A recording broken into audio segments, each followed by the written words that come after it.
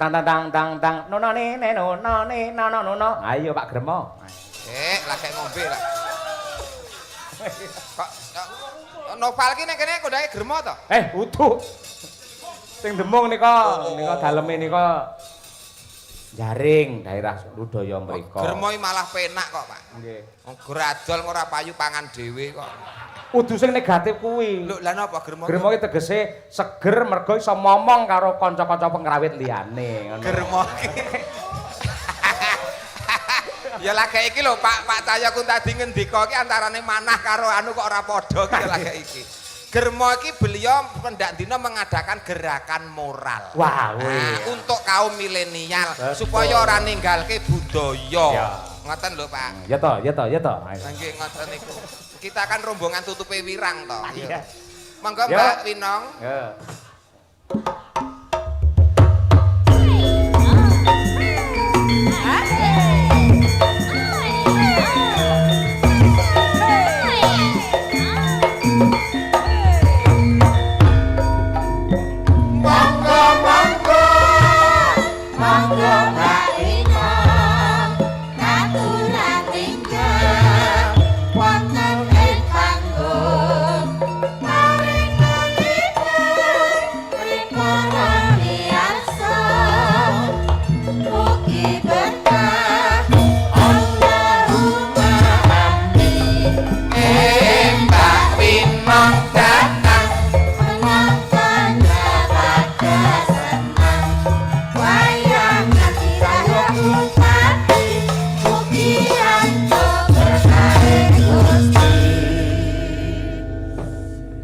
Kenalan karo Om Gareng kuwi. Selamat malam Sugeng Dalu Cahayu Mbak Winong. Nggih. Dilek bar dahar apa to? Bar dahar apa? Pedis Pak sambel tenan, sumpah. Kowe mangan apa? Dahar Anu, apa? itu tadi loh, ada daging, ada sambel, ada mie dari itu tadi Lah itu sambelnya pedes banget. Bersyukur rego Lombok Larang sik iso entuk panganan pedes ki bersyukur. Alhamdulillah. Iya. Bojo kula iki masak ngantek bingung ora pedes-pedes akhirnya cepak sandal kok, Pak. Lah, nggih apa sandale? Ben mangan pedes bar mangan tapuki sandal ngoten, Pak. Ayo malah bengep kabeh. Niki lare saking Tulungagung asline. Mbak Winong, pidalem Tulungagung. Nggih. Oh, nggih. Tasih sekolah Bang Ayu. Masih kuliah, Oh, kuliah wonten? Masih kuliah di UNS. Oh, UNS. Iya. Jurusan apa? Jurusannya Pendidikan Bahasa Jawa. Pendidikan Bahasa Jawa. Iya. Terus sambene nyinden nderekke Pak Cahya Kuntadi. Iya, nderek semester om saya. Semester Om saya? Oh, itu omnya. Iya, ya Om. Ya betul. Om saya itu. Omnya toh. Iya. Jadi ini pernahnya, kenapa kok Winong itu memanggil Ini aku Om? kok Jadi pernahnya itu dia itu penaan saya, ponaan saya gitu loh. Oh, ini ponaannya. Iya. Jadi pernahnya ini ponaannya. Iya, ponaannya. Oh, lah witeknya. Iya. Iya, witeknya Witeknya ya wong karo gitu. ponaannya ya. Iya. Makanya dijak terus ya. Iya. Oh, Saya semester tuh. berapa di UNS? Saya semester 4 mau 5 ini, Om. Oh, semester 4 mau 5. Cita-citane apa? Cita-citanya saya mau jadi bukan dokter. Saya tuh pengennya jadi ini loh. Disesuaikan karo sing mau kuliahmu mau apa jurusane? Bahasa Jawa. Bahasa Jawa. Nah, berarti cita-citane? Cita saya tuh jadi ponaan Om Cahyo Kuntadi yang baik. Oh. Cita-cita saya tuh mau jadi mau jadi keponakannya Om Cahyo Kuntadi yang baik. Itu Loh, cita-citanya. apik lho, rangger wong pengen dadi wong apik lho. Saya tuh cita-citanya loh, nggak muluk-muluk. Saya tuh cuma mau jadi. Lah dadi keponakan- pejabat nek nyatane ora baik, ya Lah, apa? Ayo. Tuh, mau jadi keponakannya. Nek Om mau yang kepengin dadi keponakane Pak Cahyo Kuntadi, ngopo dadak sekolah dhuwur-dhuwur? Loh, nggak apa-apa toh. Kan yang baik itu terus didasari dengan pendidikan kan juga baik toh. Tapi kan Pak Cahyo Kuntadi tidak menganjurkan syarat dadi keponakannya kudu sekolah dhuwur. Loh, aku aja loh. Sekarang udah jadi ponakan tak sambil sekolah. Nanti kalau ada butuh-butuh. Nanti kalau ada kan di Sanggar Madangkara itu sekarang ada tuh sanggar. Ada pendidikan bahasa Jawa ada. Nah, saya kan bisa nyambi-nyambi di situ. Lah, Nyambi-nyambi di situ sebagai keponakannya baik kan bisa-bisa aja. Kenapa sih? Emang Iya. nggak boleh? Boleh kali lho. Boleh ya Om ya? Iya. Iya. Omongane piye? Omongane pating pletot, Pak. Gitu. Iki sik tak wacane dhisik. Nah, dari Pak Sujianto ketua panitia ngersake Kutut Manggung Bukesi mangke goro-goro ben pas suasanane. Oh, Cih. Saking Pak Jemakir sesepuh desa Pangkur Semarangan ingkang nembang Bukesi nggih. Nggih, mangke goro-goro. Nggih. Ijing miring nggih. Bukesi. Nggih. Nggih, mangke goro-goro. Dijogeti kalian Pak Kades, kali Pak Ketua Panitia lan Wakil Ketua. Mangke goro-goro. Nggih, goro-goro. Saking warkop Pak sinten iki? Kayin. Nggih, perwakilan warga RT 9 minta lagu Teh Poci. Wah. Apa iki? Assalamualaikum warahmatullahi wabarakatuh. Waalaikumsalam. Katur Bapak Ki Cahyo Kuntadi di Sasono Pagelaran. Kentun serat punika nyuwun gending lelagon prau layar ninggal katresnan podang kuning. Lelagon menika mugi katur dumateng Bapak Kepala Desa lan perangkatipun ugi sedaya masyarakat Tulungrejo. Mugi tansah pinaringan karahayon angsal berkahipun Allah Subhanahu wa taala. Amin. Saking kawula pengurus KSP Agung Sejahtera. Nggih. Ninggal katresnan. Ninggal katresnan rumiyin. Jangkep sak bawane, Pak. Nggih. Oke. Harus bawa Pak ini. Harus. Wajib bobo. Monggo. Nggo digarap rong rambahan, sepisan kuwi dangdut, kedua jaranan. Pas jaranan sing dadi jarane gareng. Oh, gitu naik Pak. Hah? Naik. Terserah arep kok glibak nih arep kok naik iki monggo. Numpak ora apa-apa. Naik. Oh, biasanya aku sing numpak ganti tumpak ono. Apa sih itu? Biasanya lek kula numpak jaran ngoten lho, Pak. Oh iya, nek tak mau kae ya Reng ya. Nggih, nggih. Oh, gitu. Saiki Tak aku kira tumpak ono. apa loh. Akhirnya lahir Suwatama kae. Mangga bawane. Ya. Jaranan dangdut kreasi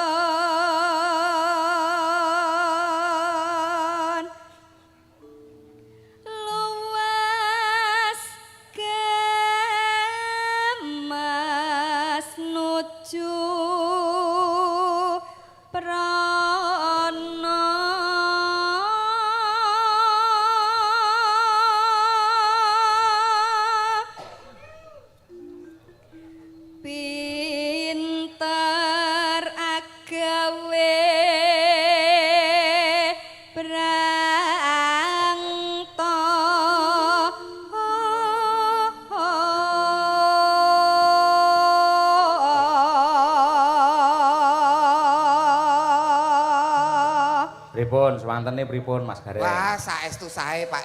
Wis to percaya nek pokoke presiden-presiden Pak Cahyo Kuntadi iki ora ana sing nguci wani. Nggih, suarane Olah apik. swara sae, sandangane agemane nggih pantes. Piyayine ya cantik. Piyayine ya cantik tur eloke presidene Pak Cahyo Kuntadi iki sekolahe dhuwur kabeh, calon sarjana malah uga ana sing wis dadi sarjana, malah dosenipun ugi wonten. Nah, nggih. Iki jadi iso mengangkat sing jenenge harkat dan martabat seni budaya wayang ngeten iki. Sing dosen niku bojo kula niku. Lho lha nggih. Bojo Kesi. Bojo Kesi. Bojo kula. Niki bojo kula calon nggih badhe dokter malah niki. Oh, bojo sing calon. Apa Pak? Gimana? Bojo calon? Jadi? Jadi Mbak dokter. Dokter. Bu Kesi kuliah S3 dadi dokter, mah tak goblok ngono ora. Oh, tak kira nek apa lho Pak jenengane ya. Lho, mbok kira sapa? Mbok kira sapa? Kan yang sekarang lagi kuliah dokter kan Mbak Elisa. Kan saya jadi berpikir gimana-gimana toh. Lah kalau memang Mbak Elisa mau, aku ya oke-oke saja. Ora. Nek Pak Cahyo iki mung sebatas kata-kata. Betul. Batas kata-kata. Heeh. Neng ndi ora wani karo ibu kok ya. Pak Gareng. Dawuh, Bu. Nyuwun ngapunten. Jenengan salah. Pak Cahyo iki ora mung sebatas kata-kata, tetapi apa yang dipikirkan dengan apa yang dirasakan itu memang serasa. Yo, ora maido. Aku ngrumangsani saiki aku umurku ya wis tuwek.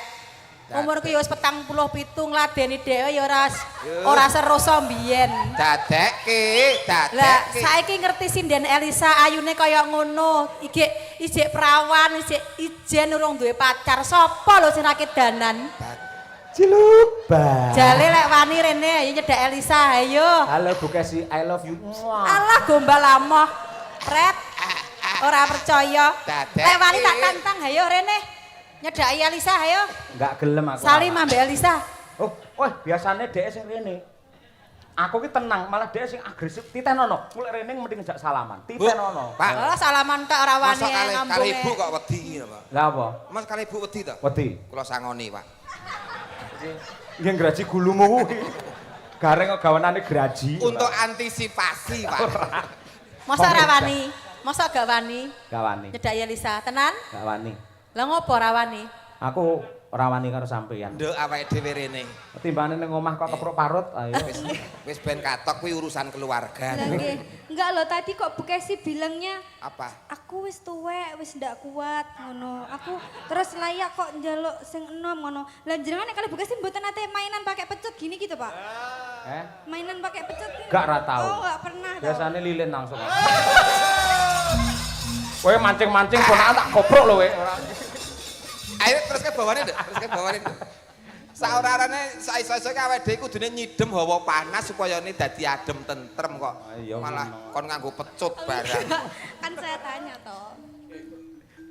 Nano. Sinden winong tulung agung.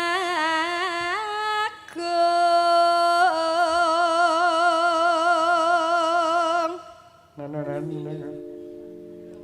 Aja nganti ninggal tresno.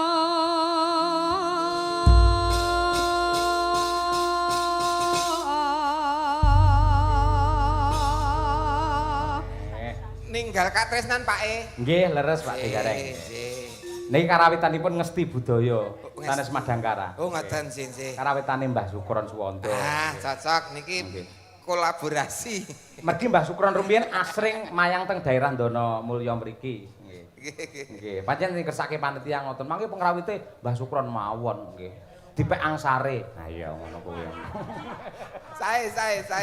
Kolaborasi ngeten niki. Dadi mujudke lambang keakraban kerukunan Jawa Tengah Jawa Timur. Betul. Niki sing Jawa Tengah nggih wonten, Jawa Timur nggih kebak. Nggih, Jawa Tengah Jawa Timur bakal berkah lan uga makmur. Grup kono karo grup kene ya enek dadi. Sing ngendi-ngendi melu enek ya, Pak. Enten. Grup sekop-sekop ya enek. Iya. Mangga dados Mbah Minto. Ayo malah sekar gadung ora. Mangga. Yo, dangdut ya Mas Nopal. Yo.